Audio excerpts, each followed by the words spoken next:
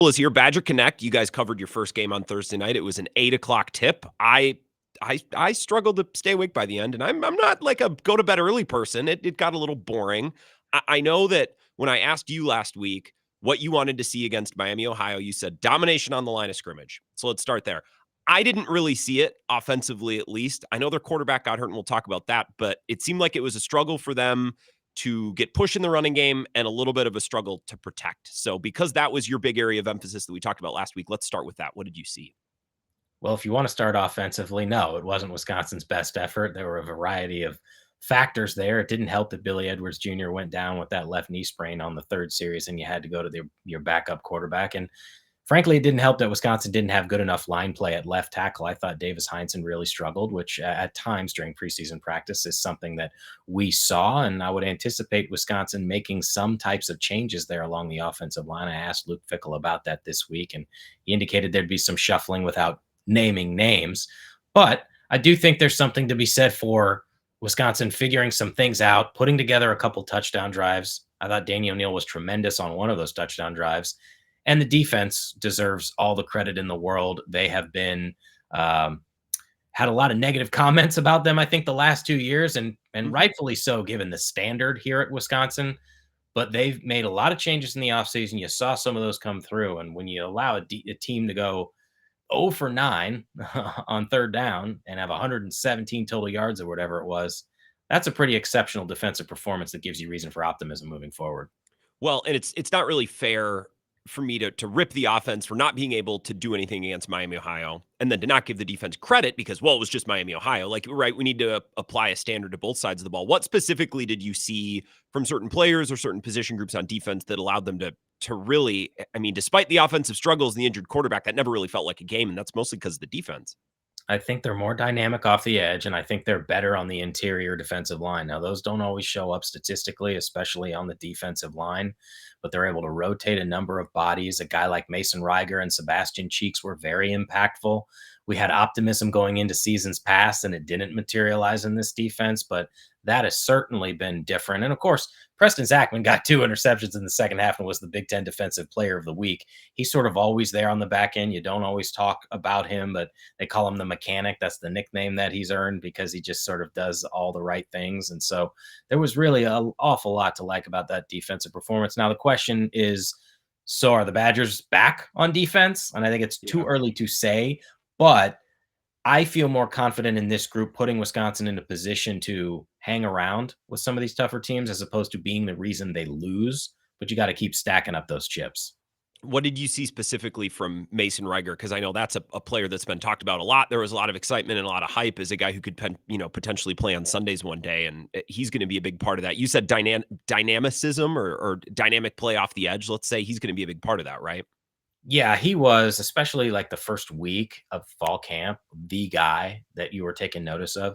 Now, that was in part because we didn't see him at all in spring practice. He was recovering from yet another knee surgery. And frankly, I didn't know whether he was even going to play this year.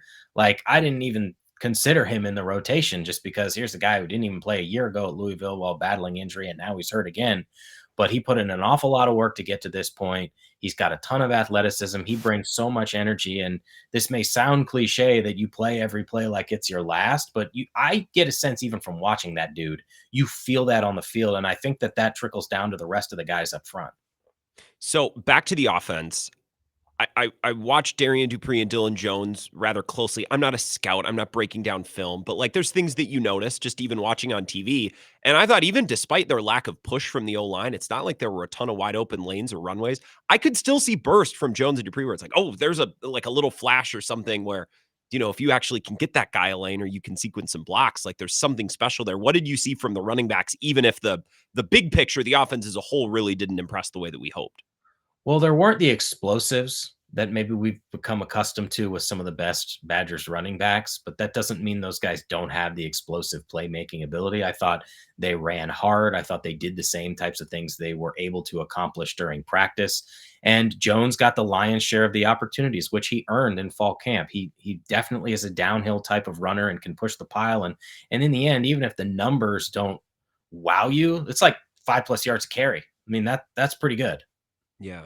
Some of it, a lot of it seemed like it was after contact. And you're talking about explosion. It's like one of the running backs would clear an O lineman and then have like a 2-yard window or miss it. Like it was just in the smallest little samples you could see it. It really flashed. Before we talk about Danny O'Neil, and we can get to that in a sec, Jesse, one more thing on the O line. You referenced Luke Fickell talking about maybe some adjustments or some slides. I didn't realize this, but PFF has him giving up 13 quarterback pressures against Miami, Ohio. The most they gave up last year was against Oregon, and they gave up 12. So I feel like something has to be adjusted or tweaked, even if you're not moving guys around. When Luke Fickell says there could be adjustments, what exactly do you think that could mean? Well, my assumption would be most likely at left tackle. And the Pro Football Focus grades are always you have to take with a grain of salt. Like, I don't know who's doing those grades. I don't know how Yep. they make those determinations. If you do look at those numbers, it said that Heinzen allowed 5 pressures and 2 sacks, and Danny O'Neil was sacked 3 times, but 2 of them came from Heinzen. It just felt like it was a consistent struggle for him. There are a lot of options that they could implement here. So Riley Mallman has been your starting right tackle. He's capable of flipping over to left tackle if you wanted to do that. JP Benchwell is listed on the depth chart as the backup right tackle. Potentially, you plug him in on the right side, but then you'd obviously have to flip Mallman. You can kick Joe Brunner out to tackle. I don't think that's something they necessarily want to do because we really didn't see it during practice. But if you did that, you'd have to slide someone else into the interior, whether that would be a Davis Heinzen or if Kerry Kadinko is healthy, he makes a ton of sense. He just was questionable for the opener and we didn't see him. So his health might have a role in this. But I do think you have to do something differently at left tackle because you just can't be in a spot where you're not sure what you're going to get. And that affects not only the passing game, but the run game too. Because then you're like, well, do we run around the left side or are we limited to the middle or the right side? And so this is a high standard of offensive line play here at Wisconsin. And when you build an offense that's designed to be on the offensive line, you need 5 reliable players. And we know they've got 3 returning starters and Emerson Mandela at right guard, who's the future. But again, you need that 5th guy. Jesse Temple is here, Badger Connect, and they have a new episode of the camp out today where they talk about some of these same things, potential shuffling or movement or adjustments on the O line. You guys also talked about Danny O'Neil. Now, refresh my memory to make sure that I'm not misremembering. I didn't make this up. Danny O'Neil was very impressive at Platteville, right? I feel like when I asked you guys about quarterbacks, you always said like, well, actually, the player who's impressed most or flashed most is Danny O'Neil. Like he was not a slouch or a bum. This is a guy who started and showed some impressive things in Platteville, right? Um, I think it was fairly even for a little bit between it was him and it was Hunter Simmons, and they were getting a lot of the 2 reps to try and figure out who the backup was going to be. But there would be moments in practice where you'd see Danny really take over. There was one practice in particular that to me really said everything about who's going to be the number 2 quarterback because Okay. Simmons was just kind of struggling with some of those shorter throws, and Danny is more dynamic because of his playmaking ability with his legs. But the guy started 11 games as a freshman a year ago at San Diego State. You don't do that without having some level of talent. And I think Wisconsin is probably better positioned for success with its backup quarterback this time around, in part because of that experience, in part because he can beat you with his legs. Think back to that 3rd and 9 play that really was the spark on that touchdown drive, the first touchdown drive Wisconsin had. He fakes the handoff to Trechke Kahuna. I don't know if it was a read option or if he was going to keep it all along, but Danny ran up the middle for 17 yards and then showed some of that moxie, and that kind of led to the touchdown of an eventual 3-yard pass to Vinny Anthony the second. But I like what Danny brings to the table. His personality is very fiery. Joe Brunner was talking after the game about how Danny was talking smack to the other team, and Danny was saying, if they're going to give it to me, I'm going to give it right back. And I think that's the kind of personality you want out of a quarterback as long as he can perform consistently because it rallies the troops. Yeah. I would tend to agree. I don't know if it's moxie. I don't know, these words that you throw around. Like that's kind of what I saw on Thursday. I almost said Saturday, but it was Thursday night. Like there's something there. You said something that I wanted to circle back to. They're better positioned this year to perform or to win with a backup quarterback. What did you hear and see from Luke Fickell during the game and then after the game? Because I was watching him like a hawk on the sidelines. Like, I want to see his facial expressions. I want to see his body language because he has to be feeling like you got to be kidding me, right? This is happening for the second straight year. How do you think Luke Fickell could be better positioned as a coach to win with the backup quarterback maybe this year than last year? He's got an offense that makes more sense for Wisconsin. And I and mean, and and as you've told us, an offense that's less reliant on a quarterback playing at a really high level too. Yeah.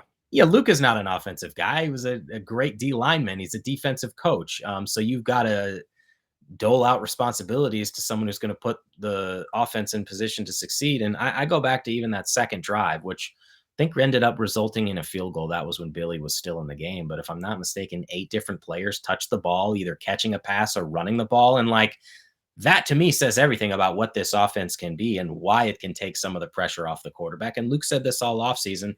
He realized that they were in an offense the last 2 years under Phil Longo where, in order to be great, you needed an elite level quarterback. And Wisconsin did not get that type of play. So, I mean, there are clearly some things that Danny needs to shore up. He even talked about it this week. Can't throw that interception on 4th and 3 from the 10-yard line. But then there were a couple screen passes he would have wanted back because he said he needed to get it out quicker. Those very well could have been intercepted and probably should have been. And you can't have that happen if you're going to continue to play Yeah. beyond Middle Tennessee. And I think that's something that's also worth acknowledging here is we do not know the timetable yet of return for Billy Edwards Jr., other than it's not expected to be a serious season-ending type of injury, but will he be ready to go for the Alabama game? Well, if he isn't, then this is really important for Danny to get some opportunities with the ones to have a full week of practice in case you have to do it again next week. Well, and Danny O'Neill's probably thinking, well, if I ball out and play really well, this could just end up being my job. You know what I mean? It's not like Billy Edwards has been the 2 or 3 year starter. I think he'd have to play pretty darn well, but that would be a good problem to have. 60 seconds. I love an excuse to at least reference basketball even this time of year. You did a Badger bite with Nick Boyd, who's one of the newer Badgers. Tell us about that a little bit. Well, we had a sit down conversation just to try to allow people to know his background from Garnerville, New York, and how New York shaped him as a player. And he's played at FAU and just transferred from the West Coast. So he's got 1 year left here. But then we hit the court for around the world.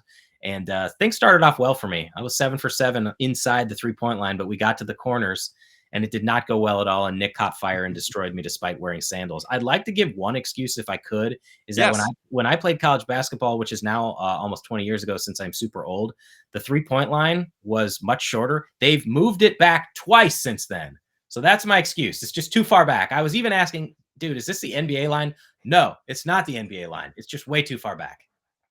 I'm glad that you wanted to clear the air on this. So go watch that. It's at Badger Connect. If you're not subscribing, you absolutely should. And then, of course, the camp with Zach and Jesse throughout the week as well. I appreciate your time, Jesse. Thank you. Thanks, Grant. Talk soon.